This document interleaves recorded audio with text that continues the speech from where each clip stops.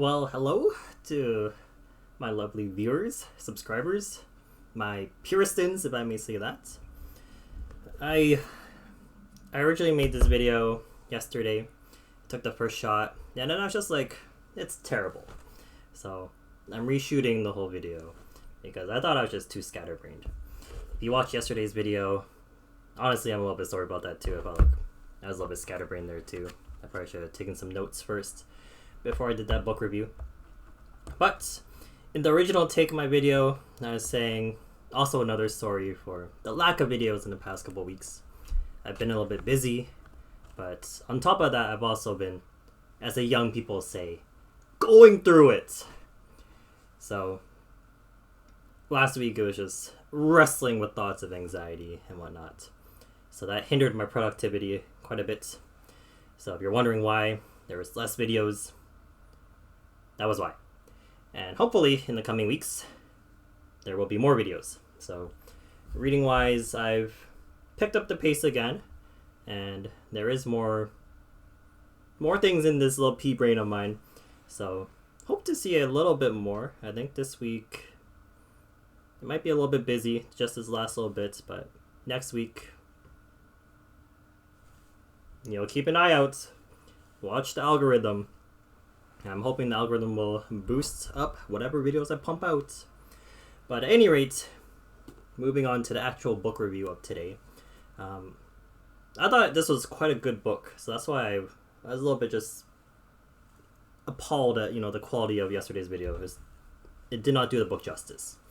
So the book for today is Life in a Negative World: Confronting Challenges in an Anti-Christian Culture by Renn.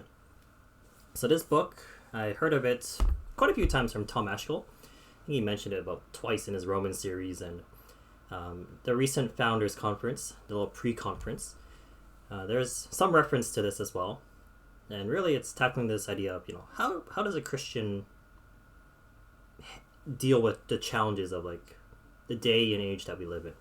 How does one even navigate it? Because there's quite a few different approaches, and I'll get into some of them. But I think this is one that's relevant for every Christian. So not just for pastors and leaders, but also for the layperson, the average Christian who just goes to church, who works a standard job. How should you interact with the culture? And what are some risks? And how do you deal with that? So if you considered there, even in the title, negative world, that's an interesting phrase. And if I can show you the table of contents. So first he sort of defines, what are the three worlds? So there's the positive world, the neutral world, and then the negative world. And then basically he's going to say, we're living in a negative world. So what are some strategies of advancing the gospel and living a Christian way in light of that? So I'll define these three things, but looking forward to the rest of the book. There's personal living for every Christian. How can they be obedient to God? How can they be excellent in the places that God has placed them? And then how can they be resilient? So I'll talk a little bit more about what he means by that. Then on a larger level, he talks about leading institutionally. So that includes things like churches, seminaries, businesses. How should Christians pursue that? And at the end, sort of the culmination of all this, Christian living, how does one engage the culture missionally? How are Christians and Christians as a whole, how can they be a light? How can they be a source of truth? And then how can they be prudentially engaged? And that last part was very, it was quite a good chapter. I think it's relevant, especially for the Canadians up here, Canadians like myself. There's an upcoming election. And basically, what battles do you pick to fight? What can you hope to reasonably change with, political changes and structures? So that's the start of it. And basically, the three worlds. So the positive world, these dates are just approximate, as he says. Sort of, there's no true exact, this is positive world from this date to that date, but these are mostly ranges. So positive world from 1964 to 1994, that's where culture and society, they had this positive view of Christianity. So if you went to church, you basically were thought of someone as an upstanding citizen in society. If you're recognized as a Christian, then it enhances your social status. And the values of society were pretty much closely aligned with Christianity. So that's what I meant to be in a positive world. In a neutral world, 1994 to 2014, then society is more neutral towards Christianity. So there's no longer any like privilege of being there's no benefit to being a Christian, but then it's not disfavored either. So here you can see right there, right? Being publicly known as a Christian has neither a positive nor a negative impact on social status. So here it's sort of like this idea of one of many. Christianity is just one valid option among many, among the pluralistic view. And then, there's some residual effects of like Christian moral norms. The last one, the age that we do live in, the negative world. So 2014 until the present. So here society has an overall negative view of Christianity. And if you're known as a Christian, that has a negative impact on your social credit, if I can say it like that. But socially, there's downsides to it. And particularly in the higher domains of society, so you think of like elite institutions, it's a negative to be a Christian. And Christian morality, it's repudiated, now seen as a threat to the public good and the new public moral order. So if you hold to anything that the Bible teaches, then it's very likely that you'll encounter negative consequences. So we do see much of this today, right? Even the idea of free speech, what you can and cannot say, how you can even express, if you believe something, then you might just be labeled as a bigot right away. So we live in a negative world now. And basically, the rest of the book deals with how should Christians then live in light of that? Because for a long time, Christianity has experienced the positive world for a bit, then the neutral world, but now the negative world for the Western church is largely kind of unnavigated. This is unfamiliar territory, which is why we see sometimes, ineffective strategies that Christians employ. And if I can sort of give one more illustration to sort of highlight this, here he referenced the elections in the States. So Renn, he's from America. If you're from America, this is actually a very helpful book because I think it makes plenty of references to things that have happened in America's history. But the elections are a little bit representative of what happens in the different worlds. So in a positive world, if you had a scandal, your campaign is just done, right? Here it says, a sex scandal could be a career or campaign killer. You lost right away, basically. Neutral world, just damage your image a bit, but it's survivable. And in a negative world, it's like, whatever. No big deal. It doesn't really matter that you're not morally upright. And here he uses an example of Trump. Trump, he's far from perfect. Lots of shortcomings, but now that we're in a negative world, it doesn't really matter to the voters. The voters aren't seeing that as a big voting point. They're more concerned with the bigger platform. So those are the three worlds, and the negative world, that's what he's getting at. So part one, he talks about living personally. How should Christians live then? Because every Christian understands that they have to live obedient to God first and foremost. They're not trying to please man, but there's pressures from man.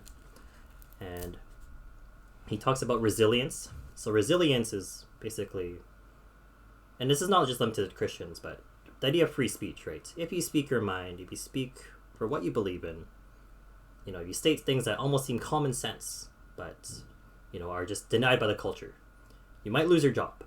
So resilience is almost like this idea of like financial resilience and also emotional resilience. You're able to take the backlash. You're able to still survive even if, your job fires you. But to get to that point, he makes a point that Christians have to have some alternative strategies in place. You can't just be dependent on the state or the culture to provide you with your paycheck and everything that you need. But he's calling all Christians, be excellent. It's not just, the super Christians who have to be excellent, but even the average Christian. You too must be excellent. So pursue excellence in your work and pursue alternative streams of income if you can. Try to be financially independent. That way, if you speak your mind at your job, right? You stand up for God's truth and then you're fired. Well, that's not the end of the line because you either have savings or you have another stream of income. And So that's one main part, and then being excellent is the other part, where you're just such a good worker that your work cannot afford to fire you. You have influence there. You're known as a hard worker. They cannot just fire you off the bat and just say this person just let them go. It's still possible, but that the hope is that you've accumulated some influence there where it's just you're not just going to be thrown out the door right away.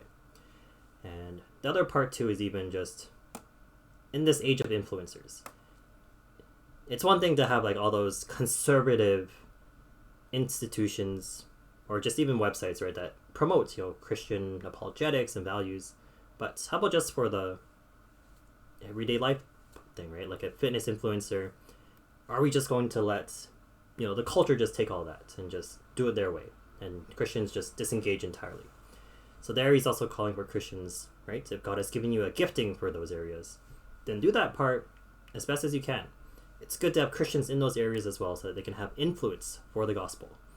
So you probably won't do it exactly the same way as the world, but you're doing it in a way that's informed by the Christian view of life. You're able to be a messenger for the gospel in that way. So that's his encouragement there. And then he moves on to leading institutionally. So going to this bigger idea of churches, institutions. There's a lot he did say in this chapter, so I'm not going to go through every single bit of it. But I think one part that I will emphasize is the church community.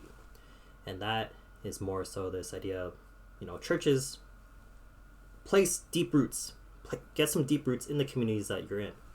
And that might mean buying the local neighborhood together if that's possible. That way your living community, you have stronger influence, you're more knit together.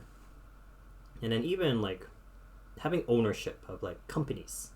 So that, again, it goes back to the idea of being resilient. If the state owns the company and gives you your paycheck, then you're at their mercy. But if you have Christian entrepreneurs and they own these companies, these coffee shops and whatnot, then you're not at their mercies anymore. You're sort of at the mercy of the culture, right? But at least you have ownership of that. And if you're in that community together, you're able to support one another. So here, pursuing ownership is a big one. Because if you have entrepreneurs in the church, then that's another big bonus for the church. You have people who are able to give and support the church, people who are loyal to the church. But there, it's community strength. And one really good point here that he made was sort of this idea of coffee shops. Coffee shops often, you're getting a cup of coffee, right? But it's just there's so much attached now to that one cup of coffee. Enter a coffee shop, there's probably all sorts of signs that are just virtue signaling, all kinds of stuff. But people just want to get a cup of coffee. But if you don't, support the hot topics of the day, the whatever virtues, then you're almost just canceled. You're gone again. But for some people, right, they don't want all that. So here he even encourages Christians to just pursue, just own a coffee shop. Make it just a third person space and almost a neutral area. You don't have to be explicitly Christian, and at the same time you don't have to support all the virtues. You can just be that almost neutral ground here, because I think many people, or at least that's what he says in the book too, many people are sort of just looking for that neutral space. They've been bombarded by enough political and social and cultural stuff. Let me just get my cup of coffee, right? Let me just have this place where I'm just not bombarded by any of these things, or to say, oh, I agree on this or I disagree on that. But here, let's just live life again. Let's just get coffee. Let's just have things simple. So there was a lot in that chapter. I think that was actually a very helpful chapter, especially for those who are leaders, and even for those who want to pursue excellence, right? So if you pursued excellence in your own life, how can you have that influence even beyond just your family and your church? How can you have influence with the culture? And then in the last part, there's engaging missionally. So he does talk a little bit about the 3 different strategies for engaging culture. There's the culture warriors. So those are the people who just basically, this is what the Bible says, and then we're just gonna be firm on what the Bible says. Then there's a seeker sensitivity, which is like pretty much the opposite spectrum, where they're really trying to be sensitive to the seekers, accommodate to them, possibly even more. And then there's cultural engagement, which is probably the more third route. So here's in the middle of the two. So here is standing firm on what the Bible says, but then trying to present it in a way that accommodates to the culture in a way that they'll listen.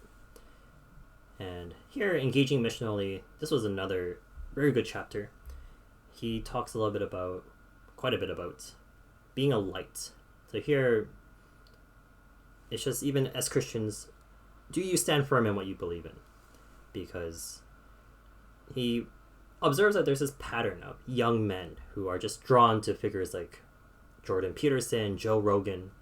And the appeal there is not that these two guys are Christian, because, Joe Rogan's far from Christian, and Jordan Peterson is, a bit iffy on there too. But these two people are simply men who speak the truth. They see something, they say it as it is. And people want that. People want, to hear the truth. So these two guys, they've drawn quite a following. But the church, what has happened to the church? So the church, at times they've gone soft, right? They know what's true, but they don't speak it. And then there's no appeal, because there's no courage there. They're just almost like cowardly, right? Sometimes people are too afraid to speak the truth, and then fear, it just spreads. But the same is true of courage. Courage also spreads. So here he's encouraging Christians and institutions, hold firm to the Bible. This is what the Bible says. Be that source of truth, and not only speak it but live it out. Because he has another interesting example of how him and his wife, they ministered in like New York. They would invite young women over, women who were like strongly feminist.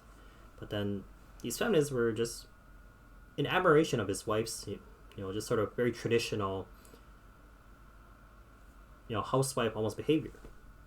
And there's another example too of like another feminist who's like sort of very strong feminist, but then she's drawn to all these Mormon wife blogs, which are just basically close to, just homesteading, just being a stay-at-home mom. There's a drawing to that. And here, the point is that Christians, if they live, lives faithful to the Bible, faithful to truth, that's a light in itself. And inviting others to see how that's done, that's possible. That's a way to engage with the culture. And at the very last part, we saw chapter 12, be prudentially engaged. Here he has quite a long chapter on the whole gender thing again. Egalitarianism, complementarianism, and then patriarchy. So egalitarian is like closer to like, seeker sensitive, right? It follows the idea of like feminism. And then complementarianism, it holds to that, men can be pastors and elders. But then even within complementarianism, here's where you have patriarchy. You have narrow and broad, thick and thin. He uses thick and thin. And basically, narrow and thin would limit the role of pastor and elder to men. But then broad and thick and patriarchy would extend, its gender roles, not just limited to the church, but to all of society. So he does talk a little bit about how patriarchy does have a little bit more of a stronger following. Complementarianism and its narrow and thinner brands, it's almost like that third way. And he talks about how that third way is starting to lose its effect. It's losing its appeal. It's that in between, but then it's not quite strong on either way. Like it's that middle ground, and it appeases a bit of people, but then it's not strong. But then patriarchy comes out and says, this is what the Bible says. These are the examples.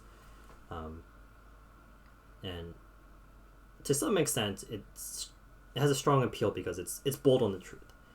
What he does critique about it is that we just don't live in a patriarchal age anymore.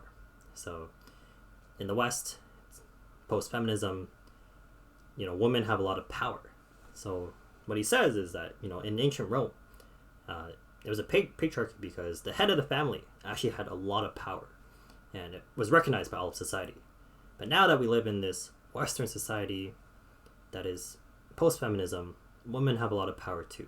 So if a man decides, I want to be that head of the household, I want to be that authority, but then his wife just disagrees, and it's possible, right, for her to divorce him, take half his money, and take a lot of things. It just doesn't work out the same way as it did before. So that was a interesting observation, and I think it's valid too, right? Because you never know quite how people will change. And if I can add one more point to that, in light of the election, right? As Canadians, if you're wondering, how should I vote? Because if you're a Christian and you look at the platforms, you realize there's basically no pro-life platform, maybe except for one tiny little party, but then if you vote for them, they're not going to win. So even if you vote that way, right? I want to support a party that is pro-life, then does it really make a difference, right? If that little party doesn't change anything. And here it's happening. How do you engage the culture with prudence? Because you don't just want to lose this opportunity, right? Federal elections happen once every 4 years. So here it's recognizing that we live in a negative world. So of course the parties are not going to represent Christian values, one to one. They're not even going to support your values even. We've come so far, like Canada is far from being pro-life. It's very doubtful that anyone could overturn it overnight, right? We're not going to have an overnight change. So here, Renn, he's encouraging churches, first and foremost, we have to repair our own sexual economy first. So basically, Christians, you all need to, we have to be firm on what does the Bible say. We have to repair our own sexual economy first before we can expect change on that larger level. Because for sure, there's not going to be institutional support. There's not going to be social support. And then even on a bigger level, evangelicals, right? You can use that broad term to cover all Christians. Not all Christians are going to agree on voting, one way for this certain party because of this one issue. So here, it's recognizing the time, and then how do we move forward? And I thought that was very good. Towards the end, he also talks about not being complacent. So again, being aware of the time, right? If you have a party or leader that's more favorable toward Christianity, you don't become more complacent. The example he uses is like Hezekiah, because Hezekiah, you know the story in 2 Kings 20, 16 and 19, there's this judgment upon Hezekiah, and basically it says, exile is coming, but it's not going to happen in your time. It'll happen in your sons and your sons' times. And Hezekiah's like, well, great, wow, like at least it's not in my time, right? But that's the wrong attitude. If we have that attitude, then that's sort of where the decline begins, and that's sort of how we end up in this position. So here, he's encouraging Christians, right? We must be excellent. We must recognize the times. We have to, pick our battles. We have to navigate through this negative world. So overall, I thought it was a very helpful book. I think it's very good for any Christian who has a concern with politics. Renn, he is not a pastor or theologian. He makes that quite explicit. But he does have experience with some sort of professional background. He's been giving advice. So here with this book, he's giving a framework as well. This negative world that's largely unnavigated. What's the framework? What are some problems that we see? And what are some strategies that the church can use? How should a church move forward? So, yeah, personally, I thought it was a great book. Well balanced, I think, because if we're ideal, right, I think sometimes we're prone to taking that cultural warrior approach, where it's like, we must just do, this is what the Bible says, and we expect things to just instantly overturn overnight. Could God work it that way? Yes. But I think we often see that he doesn't work it that way. Change is often slow and over time. So God could, right? I'm not saying that it's impossible for him to do that. But, that'd be like just revival overnight. But in the age that we live in, we see that the culture, they've shifted so far away from Christian values. It's just so unlikely that, if we say, this one issue, like abortion is that big one right now. It's so hard to overturn that just overnight. So it's going to be a longer battle. And Renn, I think he gives some very good advice for how that change happens. Because as you have more and more Christians pursuing excellence in their communities, shining as a light, the gospel goes forth, right? I think that is how the change happens. It's not just so much we're going around and just saying everyone, this is why you must take this stance, right, on this issue. This is the Christian view, it's correct. You can prove it all, you can try to prove it all logically, but they still might not agree. But, first and foremost, the gospel goes forth, and that transforms minds and hearts. But of course, even getting the gospel out in a negative world, that in itself is a challenge. So, this book, Renn, he does give a lot of good strategies.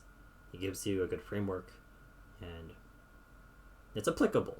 I think we Christians, you do wonder, right? You don't want to just, at least I was thinking this, you don't, maybe not you don't, but I was maybe too complacent, right? I'm too comfortable with living a quiet, ordinary life that's on the down low. But at the same time, right, why shouldn't I pursue excellence? Why shouldn't I be the best that I can be? Because, God is calling me to excellence. He doesn't expect me to just be a lazy servant. So, how can I be the best Christian, the best worker, the best father, husband, the best whatever God has, called me to do? How can I do that the best? And how can I use that for the advancement of the gospel? So, here, financial independence, that was a big one. Getting ownership of institutions, building communities together. You have little pockets of that positive world. Aaron Renn, he has good strategies that are rooted in biblical principles. So this recommendation, I think it was very helpful to have it from tomascol. I do recommend as well the Founders Pre-Conference. If you're wondering, right, how do I stand up for truth? How should I live as a Christian in a secular workplace? Those are some talks that you should check out. So I'll include those in the description. But that's it for this video. So this was about 205 pages, but fairly quick read. Very easy to digest. Hopefully this time I've done it some justice. I know I've gone a little bit longer this time, but it was a topic that was worth going longer for. And hopefully, maybe I should have said this at the start, right? Hopefully you watch more of it and even purchase this book. Hopefully it becomes a little bit more available in Canada, but if you're from the States, definitely very good book. Canada, we would benefit also greatly from understanding this framework and having the right strategies moving forward and engaging with the culture around us so that the gospel can go forth. So that's it for this video. Hopefully there will be more videos soon. Can't guarantee if they'll be in this week, but for sure next week. So thanks again for watching, and hope to see you in the next video. Grace to you and peace.